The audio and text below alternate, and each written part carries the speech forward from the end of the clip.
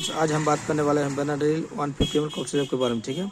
उसके पहले हम उसका कॉम्पोजिशन के बारे में पहले जान लेते हैं। उसका composition diphenhydramine hydrochloride 14.08 mg and ammonium chloride 138 mg and sodium citrate 57.03 mg and ethanol 95%, ठीक है। दोस्तों, बेनाड्रिल 150 ml कॉफ सिरप के बारे में उसका यूज़ खांसी के लिए किया जाता है।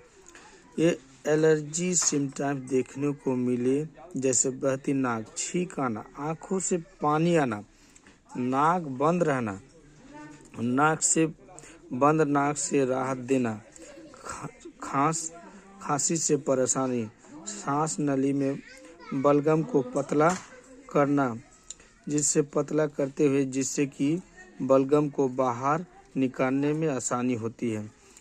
आशा है कि मेरे वीडियो अच्छा लगा है तो मेरे चैनल को लाइक, शेयर, सब्सक्राइब जरूर कर देना एवं हाथ ऊपर करके कमेंट करने नहीं भूलना।